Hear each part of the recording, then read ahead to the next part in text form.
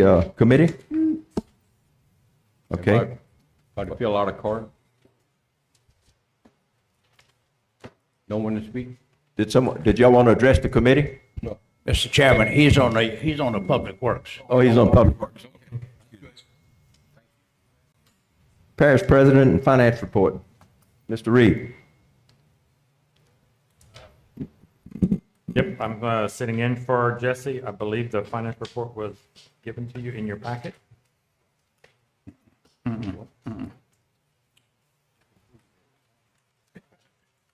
Nope, that's what I have on here. No. Mr. Chairman, Yes. we do not have one in our packet here, and we don't have our financials for the road districts. Mr. Alvin, Stelly, Ms. Vivian, and myself, we don't have our finance reports on what was spent in the last month in the road districts.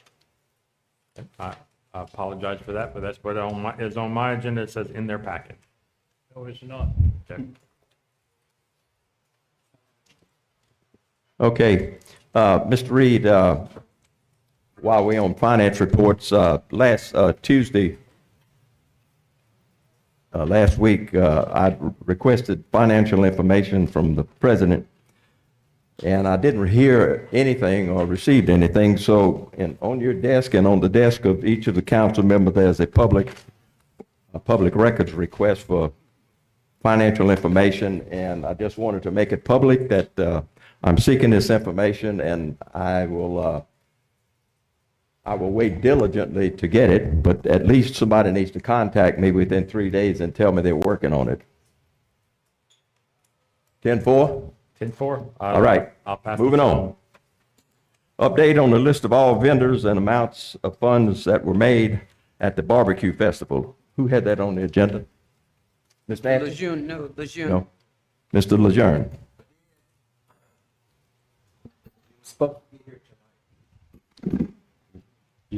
I have that on my list. It says in their packet as well. I've never seen, oh, okay. Still haven't gotten it. Woo! Wow. Okay. Sherelle, you have that? Sherelle. Oh, we I just, tell you what, Mr. Lejeune, if you don't mind, we're gonna do the next item and then we can come back. come back to it. Moving on to item 7, legal counsel update on ordinance for mobile homes, manufactured home permits, regulations, and standards. Yes, sir. The draft of the ordinance pertaining to individual and single manufactured homes, mobile homes, and trailer houses that are not located inside of mobile home or manufactured home subdivision or park is right here. Y'all should all have a copy of this. And if the council, and the councilman who requested it, Ms. Mildred, we conferred with her, and if the council wishes to go with this draft of ordinances that pertain to mobile homes, manufactured homes, and trailer houses that are not inside of a subdivision or a park, we can go with it. It can be introduced. But the council, let me know if that's the one they want to go with. It's, we don't have any ordinances right now that pertain to manufactured homes and mobile homes that are outside of a subdivision or park, so this would be it. So this would not be placed in chapter 40, which is for subdivisions. It would be placed, as you can see in chapter 10, buildings and housing, and it regulates it, defines a manufactured home, mobile home park as having more than 3 manufactured homes or mobile homes. It has enforcement penalties, and it has regulations and standards for manufactured homes and mobile homes, including a permit that must be acquired. It is unlawful for any person to move a manufactured home, mobile home, or trailer house in St. Helena Parish without first securing a building permit. All manufactured homes must be built per the standards of the mobile home, the manufactured home safety and health standards, and have that seal in the window of the mobile home.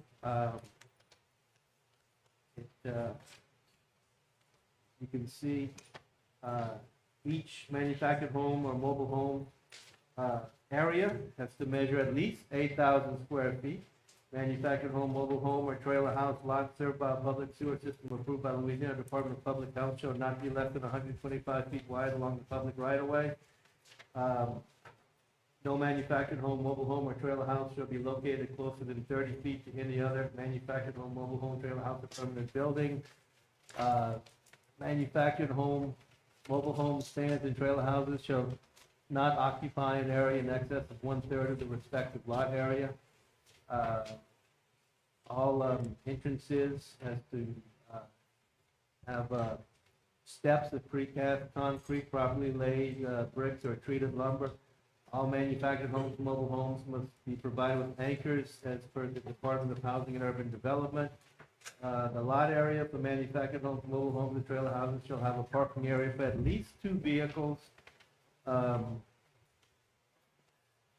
Those are just examples of some of the requirements and standards. They're located, they are applied to mobile homes inside of mobile home subdivisions and parks, and now they will apply to individual mobile homes and manufactured homes that are not inside of a subdivision or a park. Do y'all have any questions? We haven't had a chance. Go ahead, Mr. Markle. Thank you, Mr. Chairman. I haven't had a chance to review it. I just got it here, so we're gonna have to take some time to Yeah. read it and absorb it. But I'm glad we're putting it in a different category than where it possibly was gonna be Yeah. thrown into subdivision. So it's totally different. The soonest it would be introduced would be at the full council meeting this month in September. It doesn't have to be introduced at that meeting, it could be introduced whenever the council is ready, whether or not the council wants any changes in it. But these are the, so you can read it and think about it and then see if you want to go with this particular draft. So who brought that to our attention, Ms. Mildred? Ms. Mildred, she would, I would, I would assume she would sponsor. yeah, and I would yield to her to see if she has any questions on Mm-hmm. what it pertains and is it covering what she requested. Yes. Is that right, Ms. Mildred? We not dealing with it till the next meeting. so I can't hear you. We can't hear you, Ms. Milton. I have time to go through it carefully before I make any type of statement, whether I agree with it or not. Ms. Nancy? Yeah, Mr. Garrett, I just have one little simple question. Is there any way you could simplify this instead of 15,000, 16,000 feet into half acreage lots or whatever? I mean, a person would have to figure that all out when they doing this. I simplified it as much as I could. I tried to streamline it and just hit the high point. You know, I tried to simplify it as much as I could. But if the council decides that they do want all of these standards and requirements, then this is what the ordinance would look like. If the council wanted to give these mobile homes and manufactured homes more discretion to be set up the way they want, then these ordinances could be reduced as far as the standards and requirements. But these are, I guess you might say, sufficiently regulated manufactured homes and mobile homes if y'all pass this ordinance. Well, I just wanted to know about the lot size, because when you have 18,000 square feet lot, It's 8,000. well, I've seen, okay, 8,000 square feet lot. Can you tell me how much is that? How big is that in acreage or yardage versus feet? So, it would be, you know, it would be 4 times the size of my house. Oh, Mr. Garrett, everybody don't know that. I mean, I just think that's kind of complicated, but that's fine. It's her ordinance. Anyone else? Yes, FJ, go ahead. Mr. Garrett, so we also have an opportunity to enhance it as far as implementing some. Right, it has not been introduced yet, and so if any changes are made, it's probably best to do it before it's introduced. But we It does can- not have to be introduced this month in September, but again, it's just a matter of what the council wants and how fast y'all want to go. Okay, so we can manipulate this. Yes, but I would read it. I understand. Okay. Yes, Mr. Ordway. Mr. Chairman, on this ordinance, are we talking about homes? I'm talking about a wooden home that's gonna be moved from one location to another in the parish. Is that gonna fall under that ordinance that she is talking about introducing? Yes, we went ahead and put it in there, small houses, which is the ones you're talking about, that is or have been transported by a trailer to its location. That is one area that I think Councilman, Ms. Mildred wanted, and so it's in there. Well, I'm concerned about like a three-bedroom home that has been sitting, let's say, on the northern end of the parish, and it gets moved to Point Verde Road on the far north end of the parish, on Wilson Bridge Road. Now, that ordinance is also gonna take care of that home there? If it's a small home being transported on a trailer, then it will apply to that home. So in other words, it would have to have anchors also, like a mobile home? You can anchor a small wooden house, you can anchor a mobile home with wheels, but the anchors apply to mobile homes. A wooden house would just sit on the ground. Okay, But I'm talking about a, excuse me, I still have it, please. I'm sorry. Talking about a home that is gonna be set on some concrete blocks, say 18 inches off of the ground. We are gonna pursue that in that ordinance, whereas they're gonna have to strap it down? They will have to strap it down for manufactured homes and mobile homes. Manufactured homes and mobile, I'm talking an existing home that, let's say it's vacant. Someone buys it and they move it to another location in St. Landry Parish. That's gonna fall under that ordinance that Ms. Mildred is introducing? Mr. Ordway, it says that manufactured home, mobile homes, trailer houses that are not located inside of a manufactured home, mobile homes or trailer houses, subdivision or park.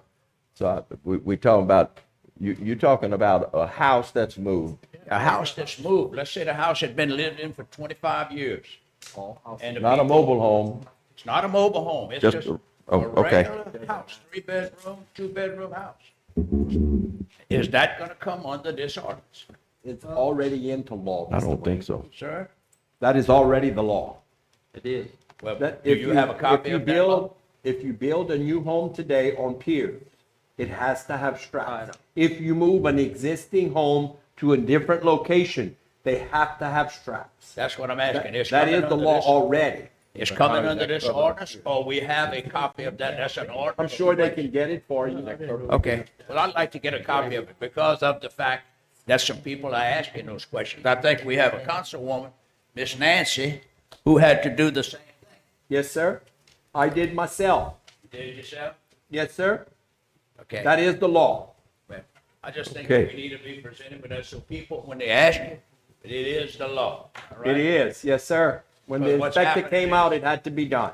What's happening is the people are not aware, and then they told at the last minute, well, for you to put your electricity on, you're gonna have to put some straps on. I don't know what happens when they get a permit, but I do know what happened when I built a home.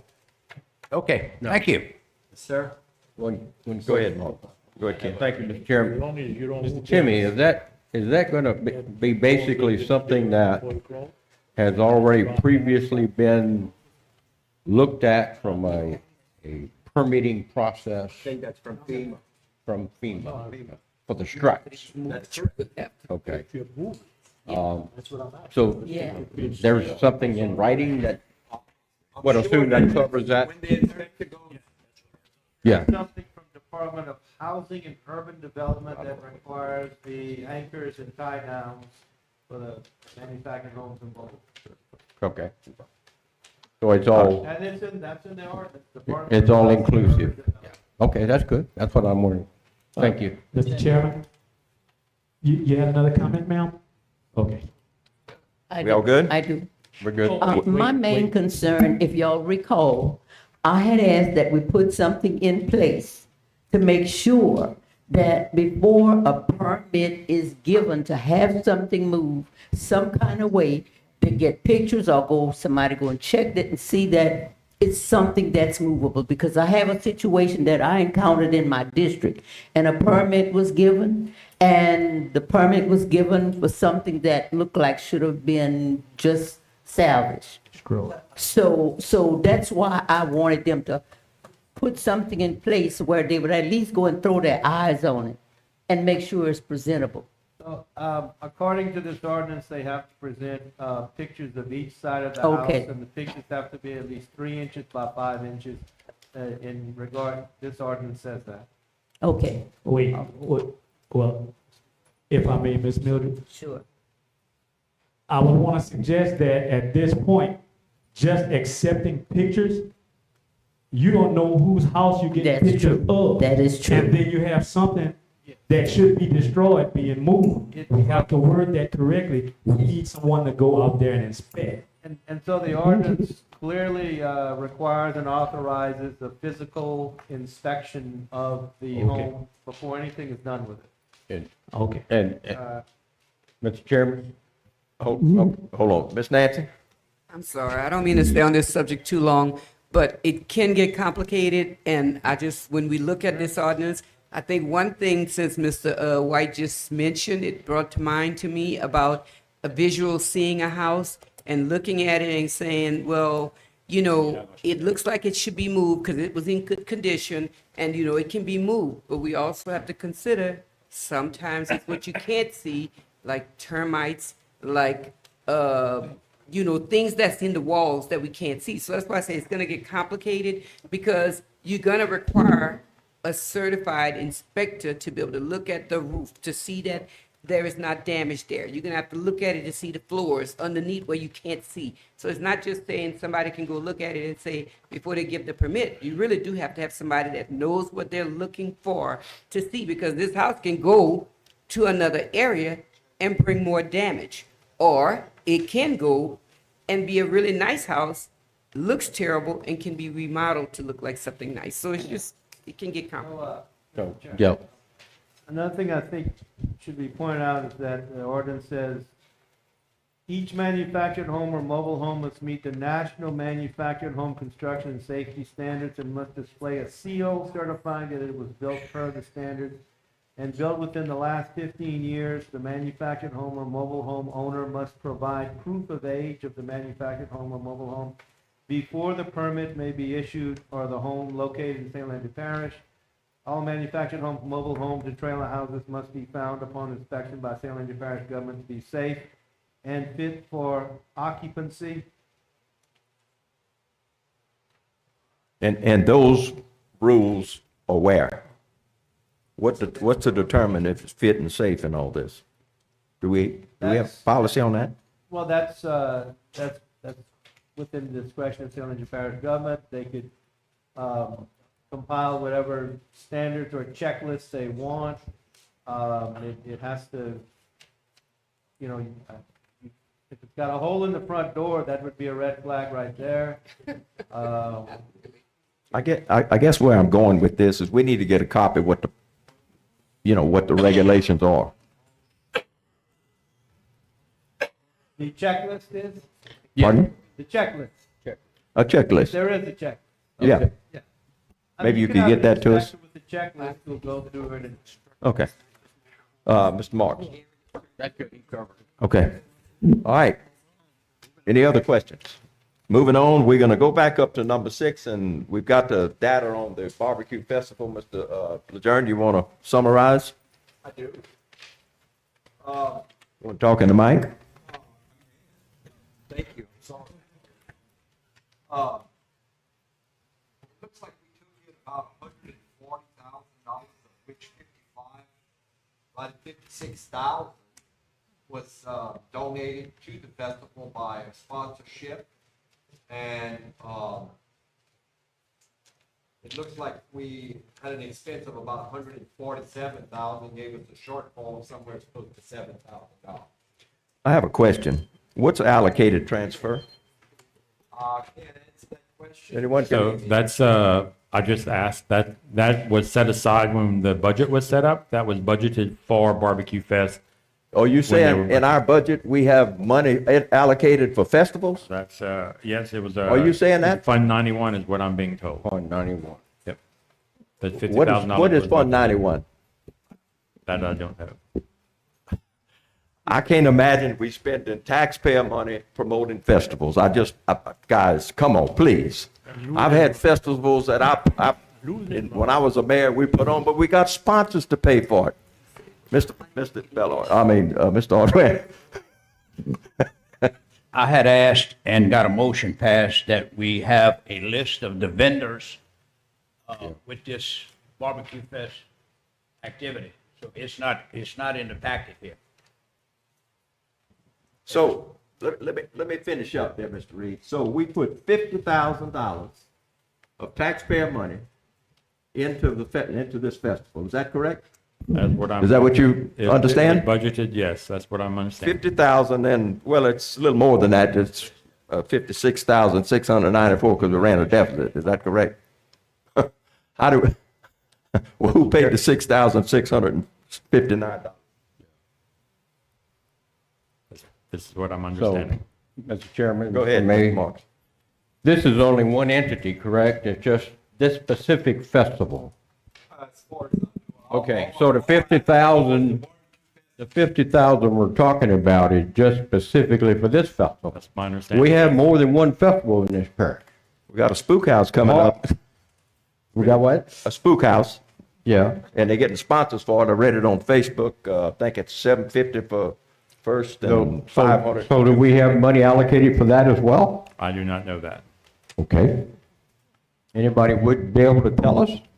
Finance or the event staff can Where, tell you where is she? that.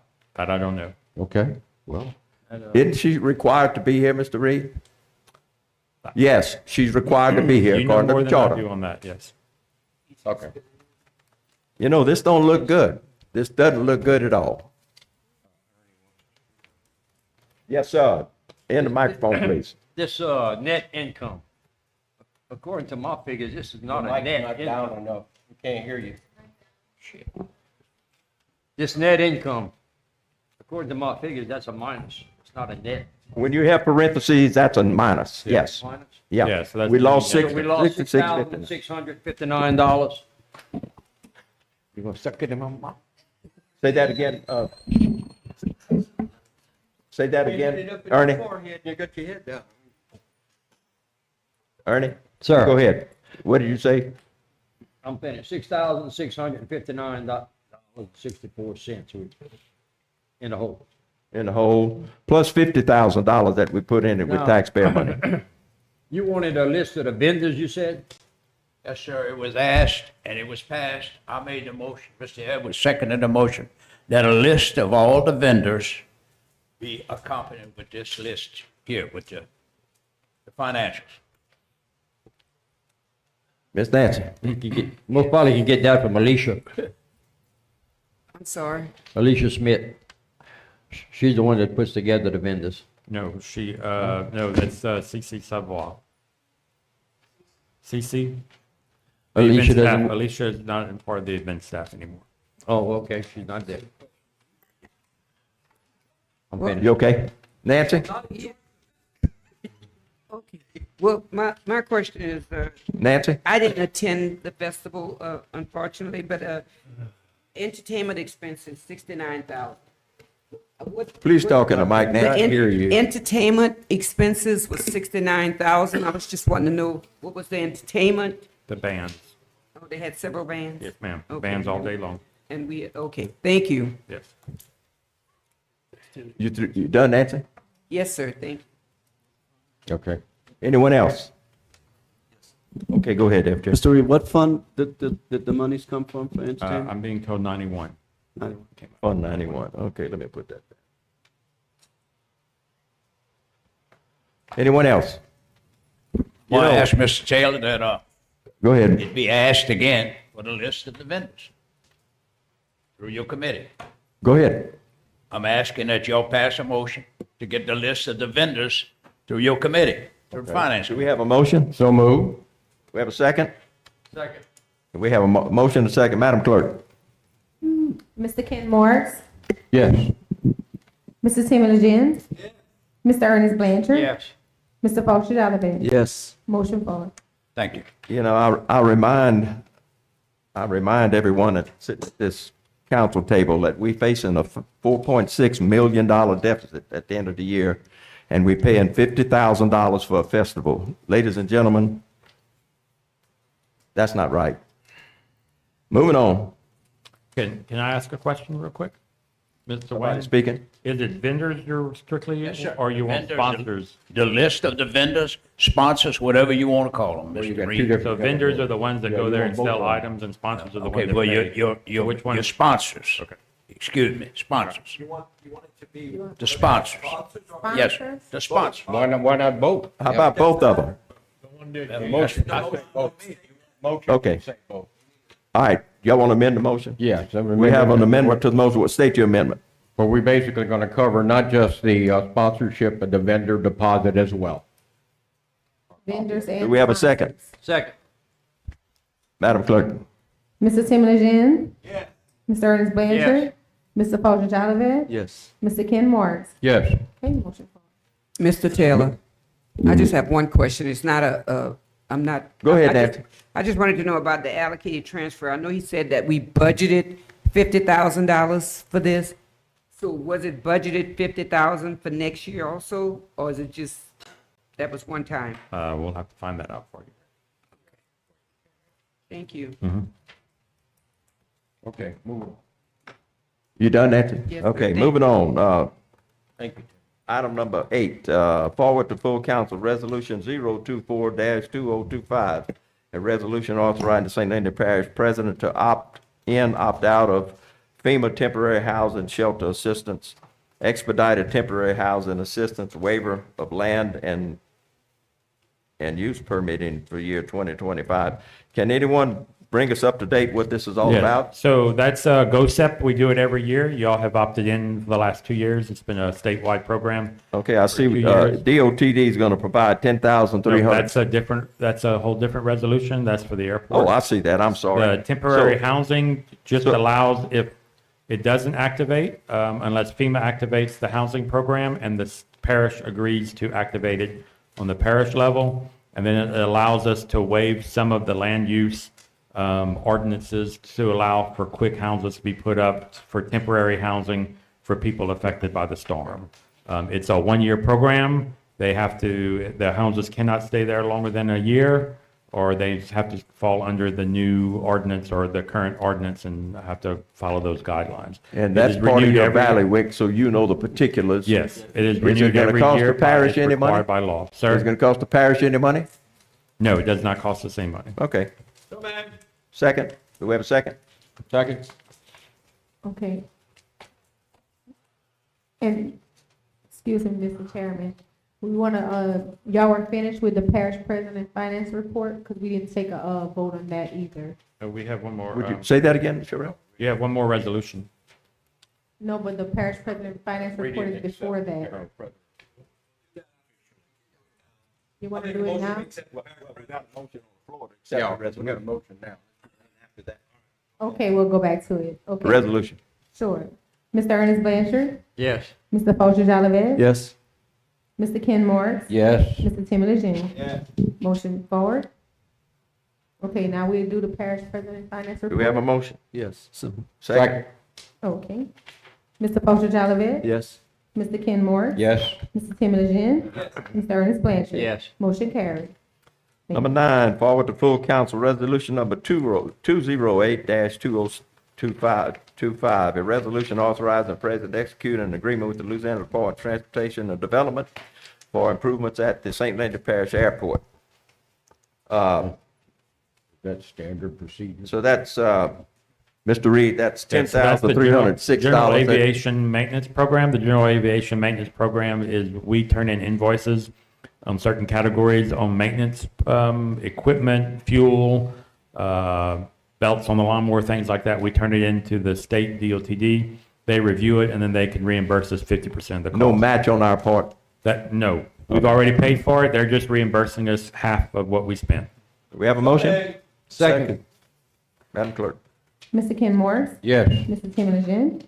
Mr. Ernest Blanchard? Yes. Mr. Fulcher Tolliver? Yes. Motion forward. Number 10, any other bids to be brought before the committee? If none, we stand adjourned. Move, second. Been moved and second. Mr. Ernest Blanchard? Yes. Mr. Fulcher Tolliver? Yes. Mr. Ken Morris? Yes. Mr. Timmy Legend? Yes. Committee meeting is called to order. Roll call, please. Ms. Nancy Carrier? Here. Ms. Mildred Theory? Here. Mr. Alvin Stelly? Here. Ms. Vivian Olivier? Mr. Wayne Ardoin? Here. Mr. Jimmy Edwards?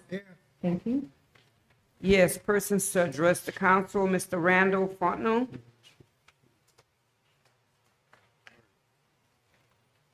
Can you state your name, Mr. Fontenot, and your address, if you don't mind? Name, Randall Fontenot, 1770 Highway 356.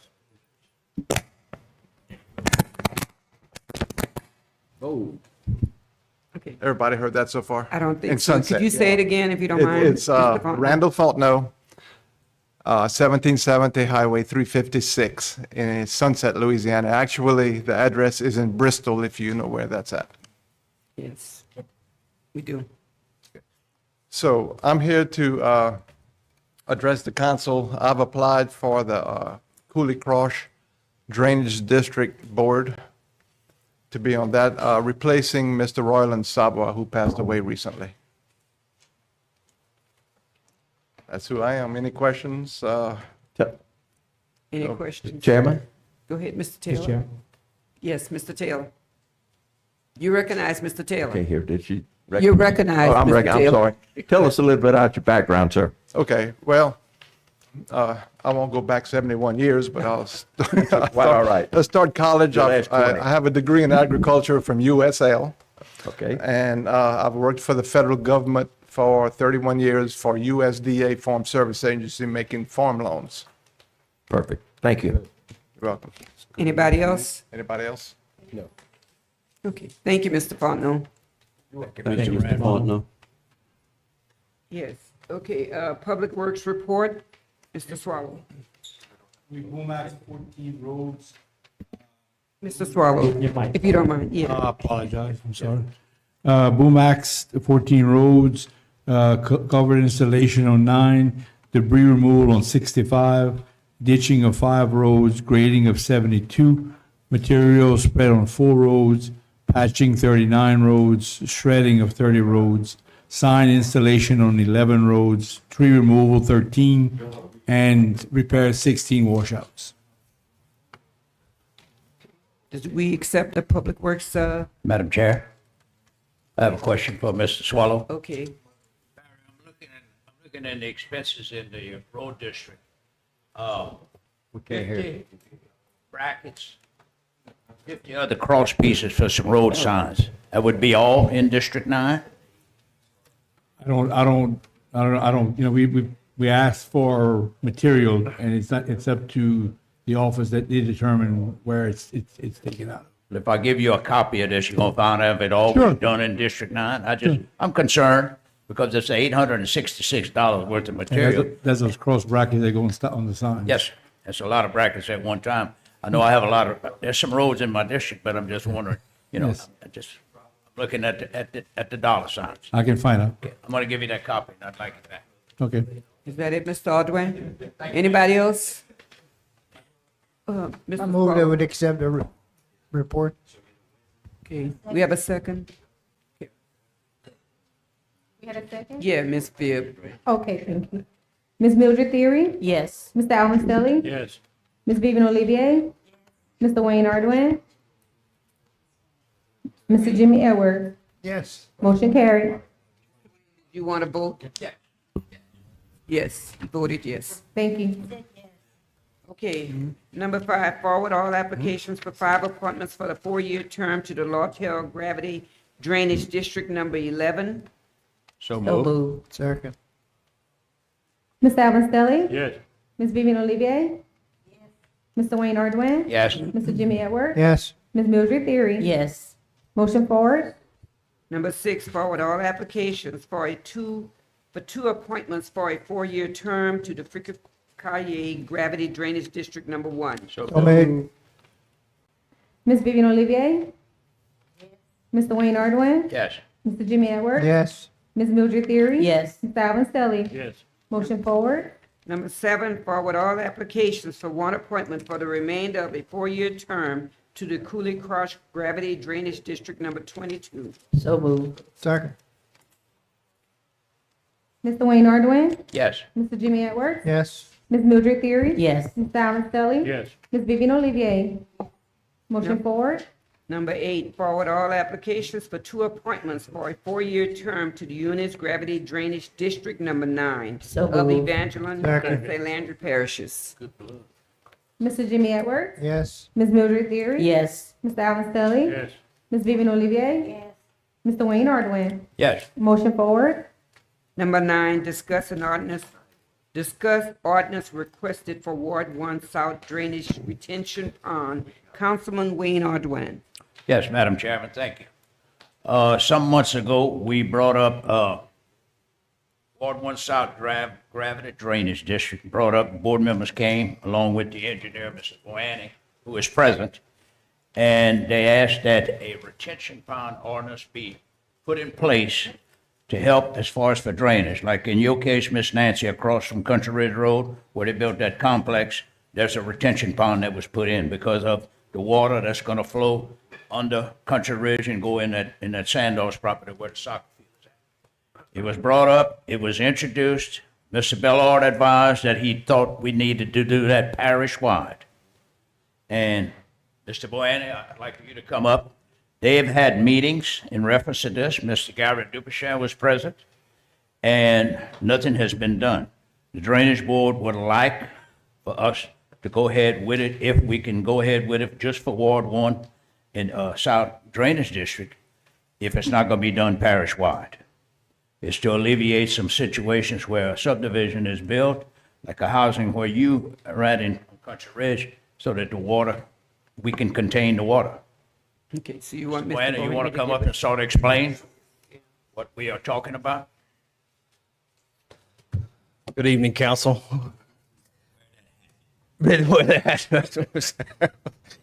Yeah. So yeah.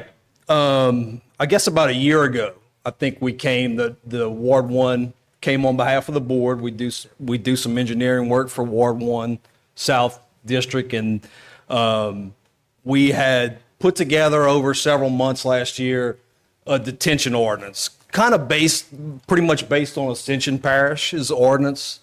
Pretty stringent, actually. And on behalf of the board, we came, I think it was about a year ago, probably around this time. I think it was in September of 2024.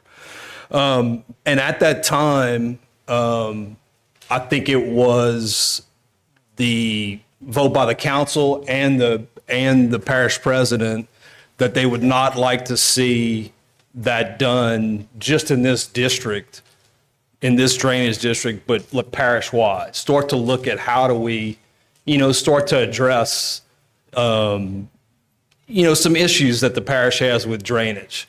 And, a detention ordinance is a mitigation effort. It's not solving issues you have with canals, that kind of thing. It's drawing a line and basically saying from here on out, we're going to start looking at how does development impact the parish? Because the parish is, it's still a rural parish. This is still, there's not bustling commercial development outside of, the state highways, the interstate, the cities. But there is some development. There is residential subdivisions that affect drainage. So the idea is so we started looking at that. So it's not, then when it became not just about the drainage board, that local area, it becomes, okay, the parish, and then how do we marry it into the current subdivision ordinance?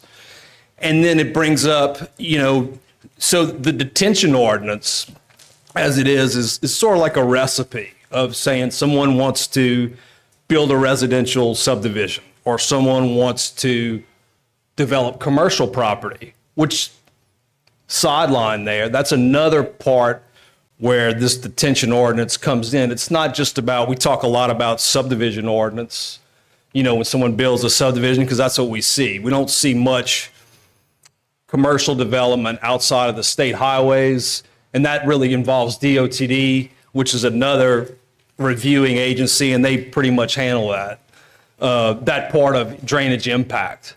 And so, you know, those things come together, and, you know, administratively, how does the parish handle this? You know, how does it, you know, you migrate this into the subdivision ordinance, but it also affects your commercial ordinance, like, you know, building permits. You know, for instance, if Walmart came and said they wanted to build something on a road that wasn't something, and they had 100 acres and they were going to concrete the whole thing, that's an impact. So that, you know, how do you then take that and instill the ordinance, the impact study into your permitting process as well? So to say all that, we took the draft that we had, got with Mr. Duplichin, and we sort of put together a draft ordinance, but never really got to the question of administratively, you know, how does this affect, you know, what kind of fees the people pay when they come forward, you know, and want to develop something? What's the process? And trying to just, like, you know, not just throw something out there that we adopted this ordinance and then we can't really enforce it. You know, how's it going to enforce? Like, you know, for example, the drainage board. You know, someone goes to build a store in the drainage district, you know, and they go get a permit. Well, how's the drainage board going to know that these people are building this and that, hey, oh, wait, you need to follow this ordinance? That needs to be, you know, hey, wait, you're in this district, you know, how do you marry those together? So those are some things. And so we put a draft together. About 2 months ago, we had a meeting with President Bellard, Miss Jenny, Kiera, a couple of other attorneys, and we started to just try to see, like, if we're going to do this parish wide, how do we make an ordinance that's that we don't have to keep going back to and correcting and doing. So at this point right now, it's still in review, and to see how you know, that we make an ordinance that doesn't have to, that's simple enough, but not that the parish can enforce, that has the manpower to enforce it, you know, because that's the last thing you want, is to put some stringent guidelines on people, and then we have these conversations. I mean, you don't want to do something and then you go enforce it on one person and then not the other. You just want to make it sort of a simple process that everyone can follow, because ultimately that's what people want. You know, someone's doing a development, you know, and they go to another one of the highly populated parishes, you know, take Lafayette Parish, where they have 100 staff that, you know, you go to do development, you get 8-page comments from every department on what needs to be done. And so there's eyes on it. You know, in this parish, like I said, you have limited staff to be able to administer that. But how can we enact something that's good for the parish, but yet that we can follow and enforce, you know? So that's sort of where we are right now. Just We have, Mr. Stelly has a question first. Mr. Taylor, Mr. Stelly first. Are you your member? Yeah. Everybody on that side? No? Thank you, Go Madam. ahead, Mr. Stelly. How do you determine how big of a pond to build? Mr. Allen, so that's kind of in the recipe book, and that you can determine different measures. The one that's currently on the table is basically you take a piece of property, say it's pasture land, and it's 20 acres. Someone wants to develop it, you can figure out a theoretical runoff volume, how much water comes off that field currently. And the way the pond is sized is, say you do it a residential development, well, on the post side, when, let's say the whole development is, they all have driveways, houses, the whole thing's built out, what's the flow then? So, for example, it might be 5 times the volume that was coming off the field. The pond is sized to mitigate that amount of water. So, in other words, if there's a certain volume of water coming out, when it was a field, that's what you want it to come out when it's a subdivision. Same amount of water. So it's not, you're not getting that impact. If this is let's say this parish would go to that, every subdivision that would open would have to have that? It would be, it would have to be, yes, it would. So it impact, that would be the idea, right? That it would, they typically all do. I mean, if you take an undeveloped piece of property and develop it, it's going to have more runoff. So to answer your question, more than likely they all would have some type of detention, whether it be a pond or some type of underground detention. Okay, Mr. Stelling? Answer my question. Okay, I'll go ahead and get Mr. Ordway and then Mr. Marks afterwards. Let's use the example, the dollar store on 182 across from the old wildlife and fisheries. There's a detention pond there, am I correct? Right in front of that store? That's correct. Okay. Who made them install that detention pond? The state? The highway department. Highway department. And then to that point, Mr. Ordway, in the ordinance that was drafted, if it's on a state route, then the DOTD, basically their regulations are even a little bit stricter than this one.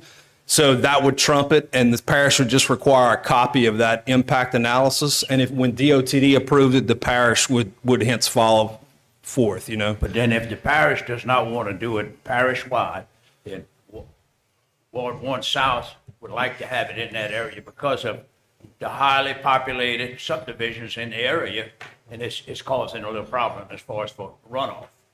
So Correct. That's why we're asking for it in Ward 1 district. Right. Where it affects Drainage district. where it affects the most is, like I said, you see all your commercial development is on the state highways or interstate. So that's going to go to DOTD off the bat. It's the areas. Country Ridge Road is a good example. That's a high traffic volume. That's a high volume traffic roadway, and so there is some development down there. The Dollar General that was built on 31. There's also plans for a detention pond on the Sandos property. I think there was some money, they're seeking some money right now for a detention pond on the Sandos property where the soccer field is at, to get the runoff off of the hills. That's to help that subdivision where you're not gonna have everything running through that one coulee that's causing a lot of erosion. So Right. I'm just throwing it around, and I would be the sponsor of it if it would be, if it would come to be. Right. All right? Okay, are you finished, Mr. Ordway? Mr. Marks? Thank you, Madam Chair. I wanted to basically reiterate the Assumption Parish is what you said you looked at? Ascension, Miss. Did they not cover those incidences that you're talking about in their particular ordinance, or for retention pond? They did. They did cover it. Are we not implementing those possibly? Those are, that's what basically was modeled off of that ordinance. And it's a pretty stringent ordinance. But yeah, they do cover, they go into some detail about fill mitigation, which is another, Right. which is another issue in a flood zone. Okay. Now, my other question was calculated sizes for the retention pond and what criteria do you have? Are we going to be seen or shown any of that, how it's done? Do you have someone that calculates that? We have a draft, and what it basically comes down to is not getting into the total weeds of the calculation, but it's pretty simple. You use a standard, what's acceptable in this area for drainage, Okay. pre-development calculation, which is based on a 10-year return storm period. Gotcha. Which for this area, I think it's about 6 inches an hour. Okay. That's a 10-year period. And so what you do is the post-development is based on the 25-year. So you take this area and flow is measured in cubic feet per second. So you might have an area that 10 cubic feet per second comes off of it in a pre-development 10-year storm. The way that it is written now, the recipe is that you have to meet 10 CFS on a 25-year post-development storm. Basically, you have to match that number. So what that amounts to is Worst case scenario. that's what it amounts to. And so those all change, right? 1 acre might be, if I had a 1 acre development and I was trying to meet that might be an 8,000 cubic feet pond size. If it was 20 acres, it might be 80,000 or 100 and something thousand. So those ponds, as the developments go, they would move. So it's hard to answer your question. You would have to get into the calculations for that area, Right. to see, And the because history. it varies. It would vary over the property, what kind of slopes on the property, what's there existing now, those kind of factors. One more last question, if I may. So how do we manage this going forward? When we left the meeting with Mr. Bellard, I think it was just about, we've shot some emails back and forth about discussing it more and then trying to, again, it's that marriage between the subdivision ordinance and the existing parish permitting to see, how do we get that together? Yet. And we're looking at doing that. Nothing's been put together yet. It's not been Okay, formalized. are we going to have the privy to see that? Yes, y'all, you definitely have yeah, for sure. Thank you for, Yeah. I conclude my question. Okay, Mr. Lejeune. I'm sorry. My question is, the retention ponds are only on new developments, not so much existing developments? Yes, Mr. Lejeune, that would be the only real way you could enforce it. It would just be, say, we're going to draw the line here, and then, going forward, And who pays for the pond? The the developer? developer would pay for it. And that's a great question because it brings up another issue about pond maintenance.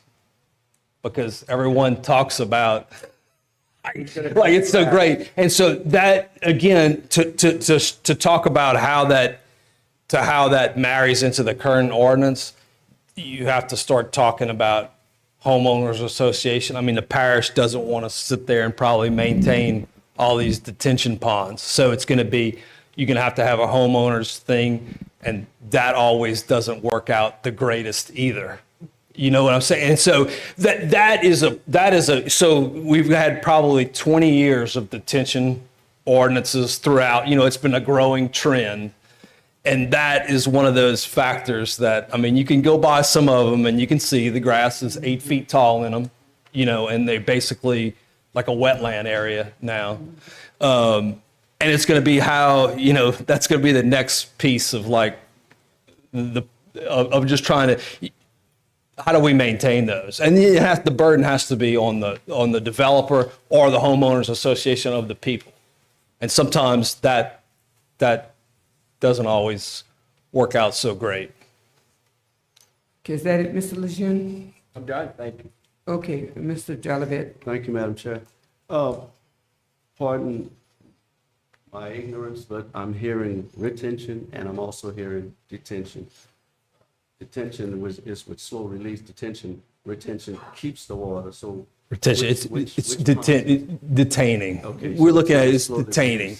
And again, it goes back to that pre and post development flows. Yeah, okay. Like, we're just trying to, we have a field, we want to keep that same rate of flow coming out of that field as was before, and that's what it does. The pond just releases it out at that rate, so. Thank you. Is that it, Mr. Jolivet? Thank you, Madam Chair.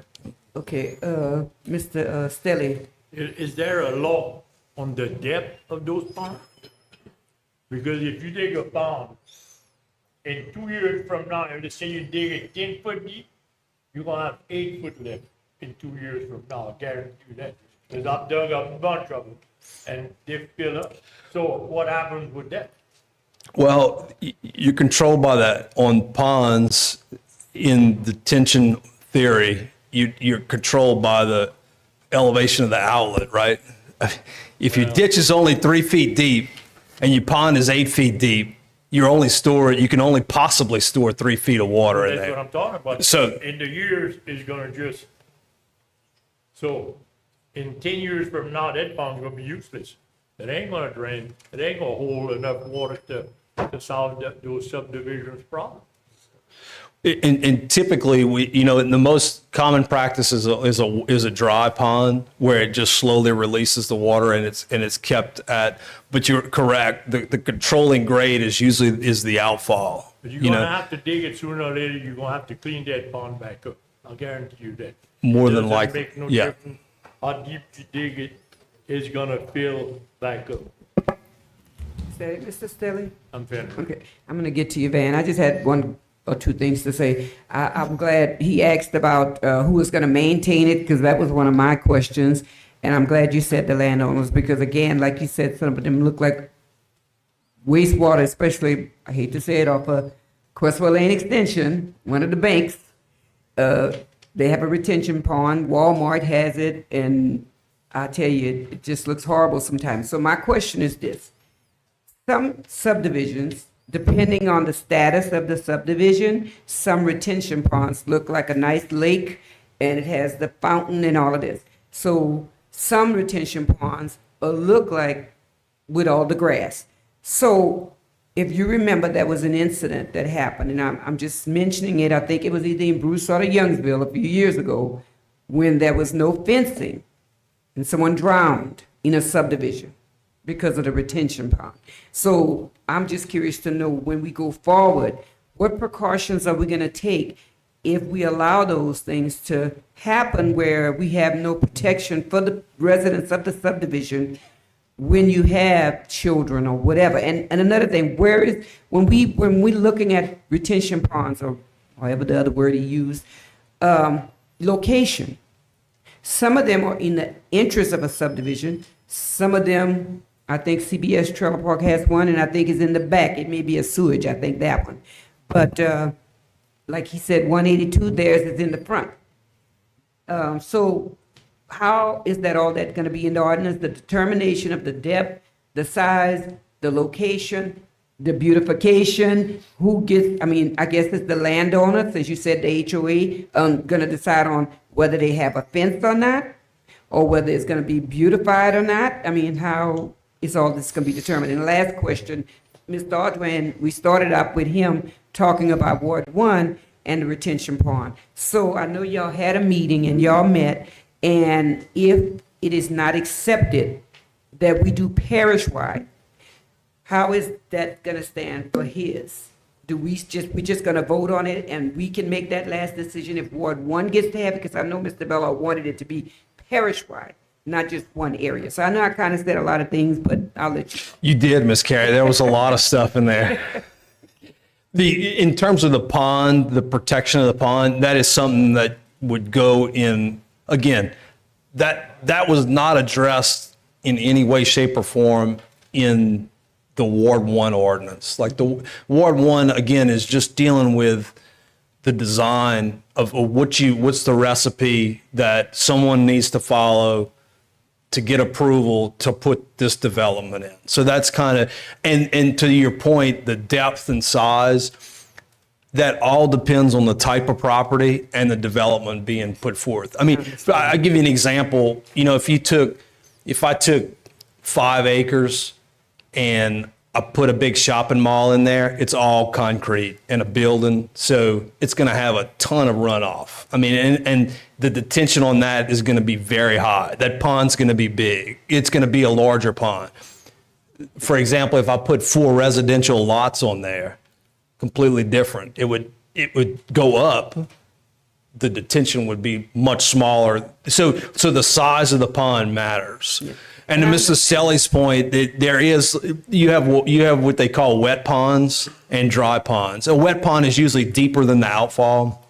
In other words, everyone knows that, hey, if my outfall ditch if a pond's deeper than my outfall ditch, than the pipe, then all the water below that is not going to drain out the pond. So some people choose for beautification or whatever to have like a little fishing hole or something, choose to use there to put a fountain, to do those kind of things. Some want it just more as a dry, sort of a swampy area.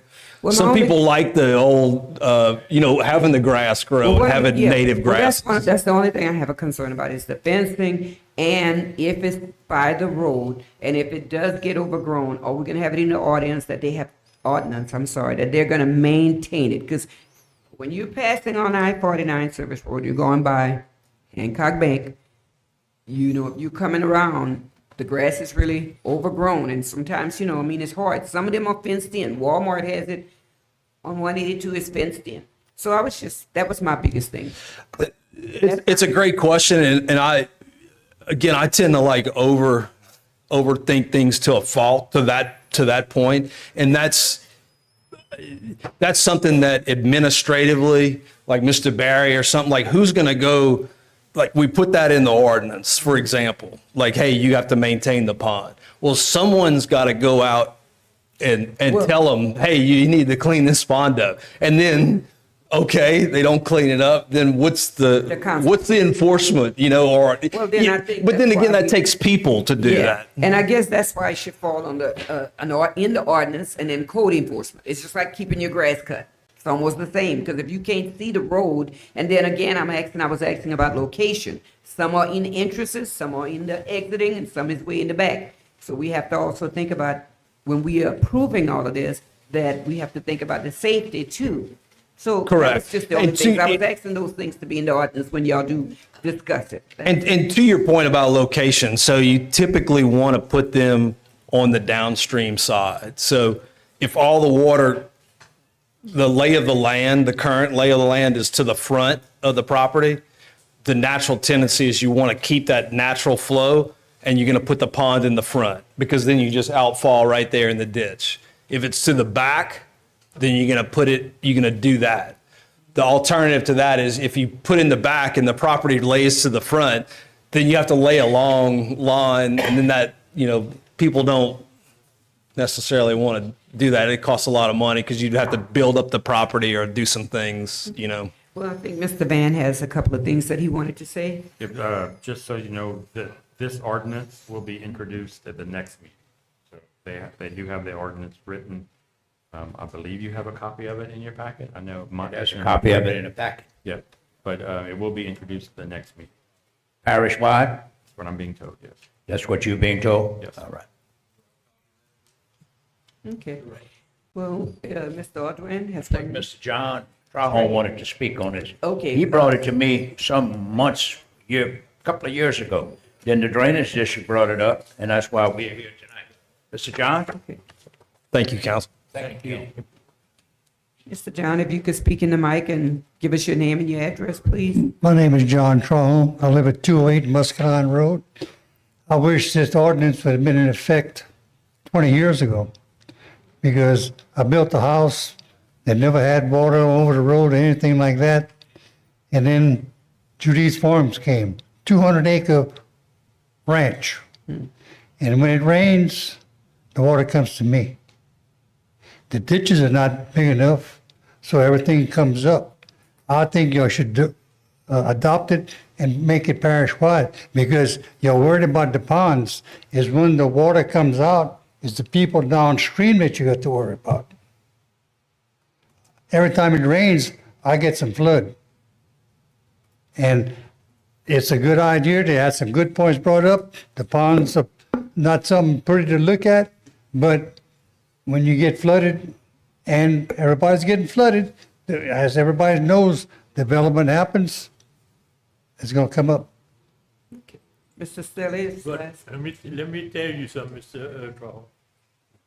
You gotta have a place for that water to go. Now, if the ditches are not dug, you still ain't gonna have nothing to have in the pond. Cause the water ain't gonna be, you ain't gonna be able to, how you gonna do, pump it out? Well, like he said, it's how fast the water comes. Yeah, yeah. And if you How got, fast it goes out, not That's just it. goes in. Gotta come out fast too. Well, if you got some big ditches in the subdivision, If when you they go gonna in hit the there canal, 10,000 now, you gotta come out at 10 or 15. well, what you gonna do with the water? That's another thing. What you gonna do with, Make the retention ponds. Amen.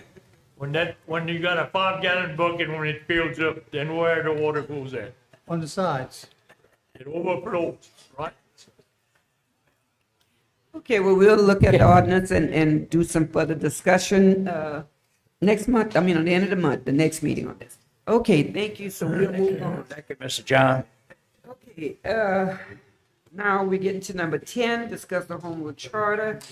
And I brought this up, that I wanted us to look at the charter. I think I mentioned this years ago. It was asked to me, what did I want to change? It's not necessarily any changes. It's to discuss looking at this charter.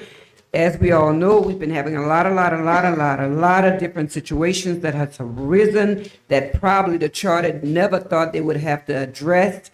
I just think that we need to just look at the charter again, take a look at it, see what improvements we can make with the charter, and then do some further discussion from it. Because I think when we read the charter, we read it in each section when it applies to a situation. But I think if we could get together, because it has been, I think, over 15 years, for sure, almost 20 years since this charter has been written, and it may need some improvements, some updates. And given our financial situation, given our parish situation, I think it's something that we should look at and see how we can improve and build on this charter. Ms. Nancy, I don't believe you can change the home rule charter. There's nothing to be done. The way it was written is gonna have to stay like that.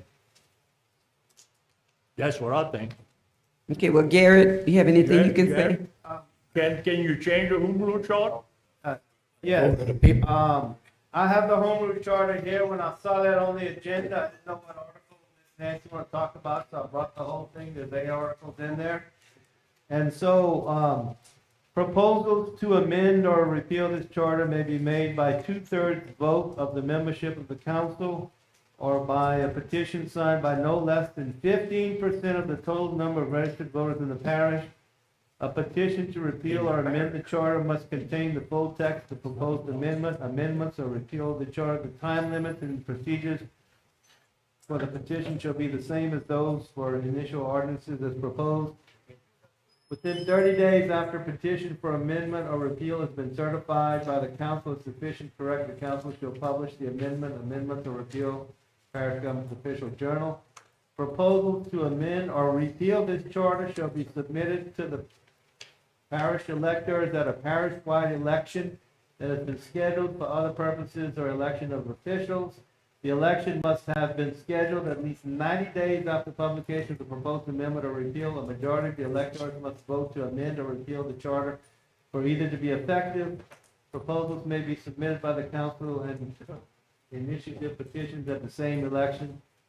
If conflicting proposals are approved in the same election, the ones receiving the greatest number of votes for approval shall prevail, but only so far as proposals conflict.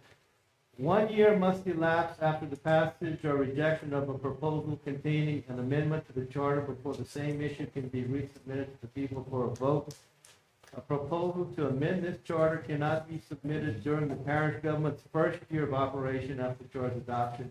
A proposal to repeal this charter cannot be submitted until 3 years have elapsed after its adoption. Amendments to or repeal of the charter shall not shorten the term for any incumbent official or reduce or abolish the salary of the elected officials to completion of the office.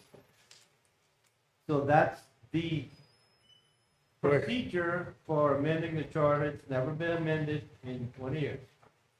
And I just want to say one thing. You did say, which I didn't notice, that if not the council, that if you do a petition and it's 15% of the voters, is what you're saying? That is correct. 15% of the total number of registered voters in the parish can produce a petition to amend the charter. Okay, thank you. I didn't know that part, so it's good to know.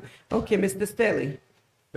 That's what I wanted to ask you, because changing the home rule charter will have to go in front of the voters. of Yes, the parish. yes, And afterwards. the council can't change the home rule charter. No, but we can look at amending it and presenting it. Then look at it all you want, but you still can't change it. So No, Mr. Stelly, just like anything, you present it, and then the public has to decide.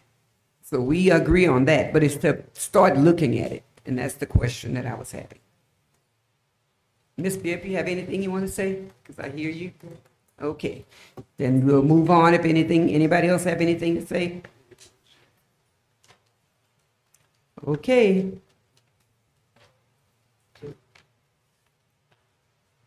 I'll be bringing this back up again and seeing which route, if I decide to just give the petition and just see how we can start it that way, or if I'll bring it back up and, next month and see if I want to bring it up back to the committee and see if we'll make a motion.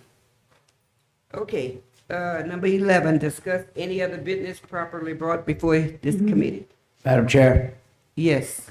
Mr. Reed, it's gonna fall on you. People on, let's see, the address is 126 Mayflower Drive in Royal Garden subdivision. I have a letter dated here, May 31st, 2024, Percy John Weibel. This property, they had a bunch of stuff on the property. Parish government went and cleaned up the property where it was all cleaned. It's a family feud of who owns the property. There's some children that are fighting, but they're starting to load it back up with some old cardboard boxes and everything. You're shaking your head, Barry, but it's true. Mr. Bobby Ordway called me yesterday, and then I got another phone call from another neighbor last week. So What's the address again? I'm sure we remember. 126 Mayflower Drive. Miss Cynthia handled it the last time, and now Miss Mott's gonna have the chore of taking care of it. So you gonna see about that one, right? The next question I have, I know we were in the process of selling the bonds for Road District 1 of 11A. People renewed the tax. We wanted to sell the bonds so that we'd have some money up front. I want to know what is the status on that, where we at on that. Because with all the issues right now, having the bond hearing in Baton Rouge, I was advised that possibly this thing was put on the back burner. I want to know where it's at, please. Okay? Okay, and so because I had Sherelle to print two pictures of two areas in my district on Brignac Lane and on Belmont Lane, Belmont Street. If you see the pictures, the grass is very much overgrown. I have turned this into Mr. Van because I was told that I should not contact Miss Alyssa about anything, so I'm going to be further bringing any complaints of people. I'll be their representative and bring the pictures and asking that this be taken care of in our meetings, because I need to know that it's going to get addressed, and they need to know that I am bringing these complaints for them. I also asked Van to give me an update because we were discussing the trailers and permits, and I have a Mr. Michael Edwards that had a complaint. They have looked at it. When I spoke to Mr. Bellard last, he said that he was going to address it. Mr. Van is going to give me an update on this trailer that's on a property line. So I just wanted to make a note of that.